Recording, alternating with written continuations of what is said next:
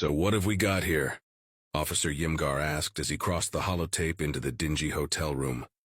His skin crawled as he felt the smoky, musty air of the backwater hotel, its single bed scorched in small holes from spent acoustics, and felt the ever-damp, mustard-yellow stained carpet that proliferated the building.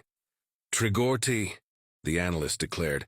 "Mid-40s, male, doesn't look like he put up a fight. Almost like he terminated himself." Ymgar fluttered his brow antennae at the thought. Self-termination? Trigorti? That makes no sense. One of the biggest up-and-coming crime bosses in the sector wouldn't just self-terminate. Well, the metal slug lodged in his brain disagrees.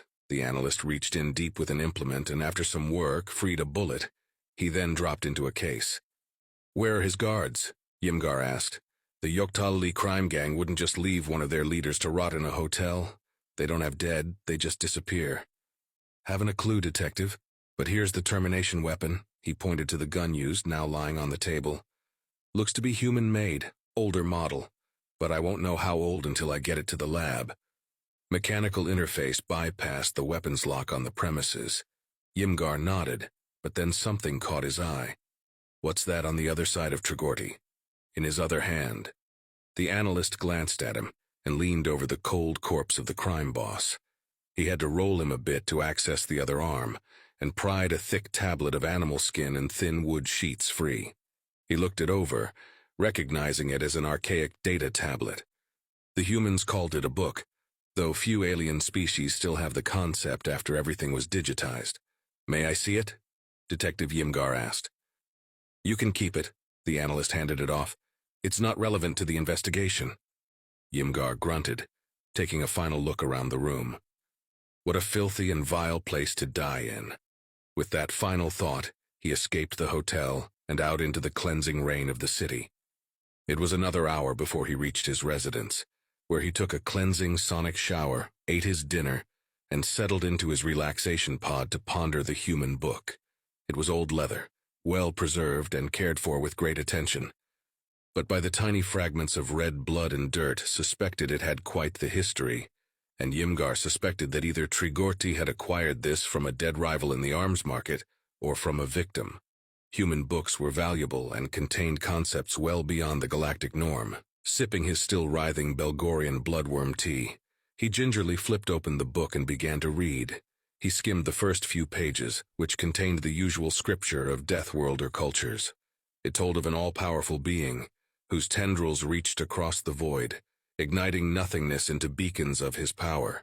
The being carved the heavens from the universe and crafted its territory, and on them drafted a legion of minions with the single command to increase and multiply, to fill the world and subdue it, the age-old mantra of the Deathworlder. Kill, consume, multiply, conquer. From these beings he picked his champions, a single race upon which to champion his cause. Raised from the waters like in many galactic cultures, these beings were gifted powers from their creator. Ymgar noted in mild curiosity that most Deathworlder religions emphasized their strength, such as with the Voolikai, or the plague mastery of the Kukituun death puppets. But unlike the handful of Deathworlder cultures that made it to space, each so tyrannical that they were feared and extinguished by the galactic community, or rendered incapable of ascending to power ever again. Humanity's mind was touched by the void, their souls filled with the very spark of their maker. Their creator's gift was madness, an insatiable curiosity that fueled their proliferation across their world, sparked and accelerated thousands of wars to apocalyptic levels, and saw their civilization advance hundreds of years ahead of the galactic norm in a single generation. Their creator imbued in them dominion over all his legion of beasts and plague, taught them to tame the planet and devour it, and they were set upon the galaxy. He had broken them into tribes that they would fight, and only the strongest and smartest would survive. How barbaric, he mused. He had never met a human in person, but believed he had their measure. They were known to have many gods, each championing some tribe. Each killed off by humanity, their temples erased, their very memory drowned and buried and burned. They killed off their gods and found new ones, before killing those off as well. Few human gods seemed to remain stranded beneath the ocean, or in the earth, or beyond the boundaries beyond the universe. They were all impossibly ancient gods and just as mad. They had each tampered with humanity, forged their empires, conquered their enemies, and avoided execution by humanity. Archaeological research into Deathworlder cultures was practically taboo and done only under the most stringent of security protocols, lest the researcher be driven mad. Deathworlder religion, it turned out, was a weapon, and while many had forced their old gods on their subjugated worlds, humanity had found a way to make others want it. They wanted the glory of the all-knowing, all-winning being, to be a part of the madness masquerading as generosity when it only truly served humanity's expansion. The human god was shapeless, unknowable, appearing before his chosen in a myriad of ever-shifting forms. He peeled the mind back and spoke through the very world, and through his scripture, and his words were unbreakable law. Except when they weren't, and it served his will. And humanity had gotten very good at bending words without breaking them, and it had helped them inject themselves into every facet of galactic society, to devastating economic effect. For wherever there was a human, so was their god, scratching at the fabric of a society, worming his way in.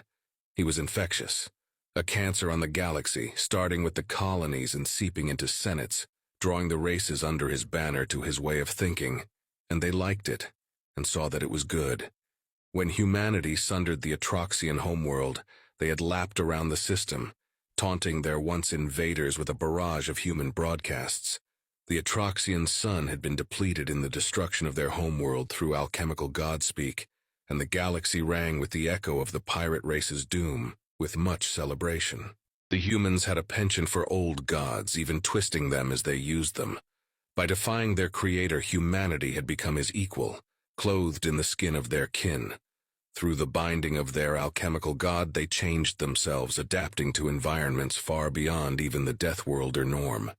They flew the skies of gas giants and swam the super-pressured oceans and lived in worlds of wire and light. They were outcompeting the rest of the galaxy as they killed their enemies, consumed worlds and stars, multiplied like the most voracious of plagues, and conquered the hearts and minds of the survivors. And they made it look good and just. What Ymgar noticed was a peculiarity. Humanity had a penchant for killing their gods, and the bodies were stacked high. But among all their hidden or imprisoned old gods of yellow and red and black was a single fact. Their creator, whom they defied and became his equal, had survived. They still declared their fealty to him, but operated as they willed, and so they left each other alone, and their creator seemed to accept this. An old god, Ymgar muttered, realizing at once how the rest came to be. These entities creeping at the borders of reality had likely gone through the same cycle. Conquerors all, they had devised the most ruthless species in galactic history before fading away to sleep and scheme beyond their creation's reach. The more he read of the old leather book, the more he began to feel the old god's words take hold, claws digging into his brain, sorting and organizing his thoughts.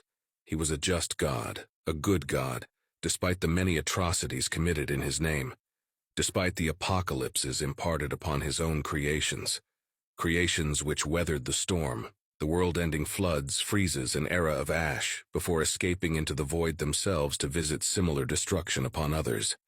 They rained destruction on neighboring planets to make it habitable, venting atmospheres and building mass. They uplifted a moon into a giant computer, with which they planned their galactic conquests, and once they acquired the technology of aliens, brought their vivid nightmares to life. The detective noticed his tea had grown cold, and the street outside had darkened with night. Getting up to revitalize the shivering bloodworm, he wondered. For an insane species, they do quite a bit of good. The thought surprised him, as Deathworlder cults had become quite a problem for the Galactic Senate, and the proliferation of Deathworlder god books had been strictly regulated to prevent their infection of proper society. He had been part of the last couple planetary purges, finding the insane before they could enact their schemes. But now he wondered if he had been right. Were the insane being purged just ordinary people? What good could they have done if they had lived their lives? Humans were known to retaliate for small offenses, sometimes to catastrophic effect, and yet also were known for the rebuilding of worlds. Entire planets had been saved from the machinations of an angry cosmos. These worlds would rebuild in a manner similar to humans, with human methods and purpose, and they were slowly eating away at the cosmic balance, as a new empire rising against the Galactic Senate. Suddenly, the weight of Ymgar's sins came down on him, as he considered all the damage he had done over the course of his career. It was a stray thought, but it hooked him, and dragged him down a spiral of lamentations and justifications that must have lasted for hours. He could feel the ghosts of his victims in the room with him, condemning him for his hatred and crimes. It was his hate for himself and inability to escape it to undo it, and he saw in the dark corner of the room with a kind and pleasing smile, the human god. Asterisk, asterisk, asterisk, asterisk, asterisk. The sun peered through the window as Detective Omar crossed the holotape into the clean and immaculate room. His skin crawled as he saw the blood splatter across the kitchen, spread from a single point. So, what have we got here? The smell of rapid decay prominent with Traxian biology filled his nostrils and made him want to puke. Detective Ymgar, the analyst declared. Spoke to him just yesterday. Looks the same as with Trigorti too.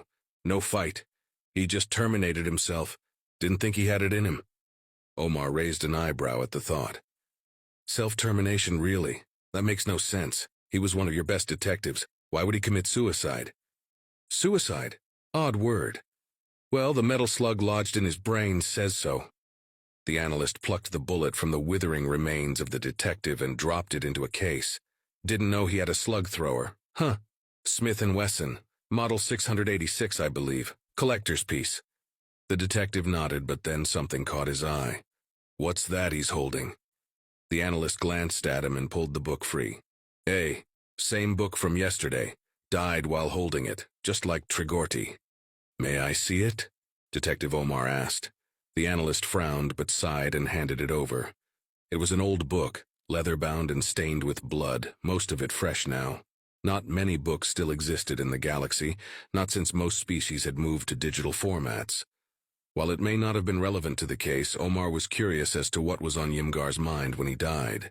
He flipped over the book to read the cover and simply remarked, "Ah, the Bible."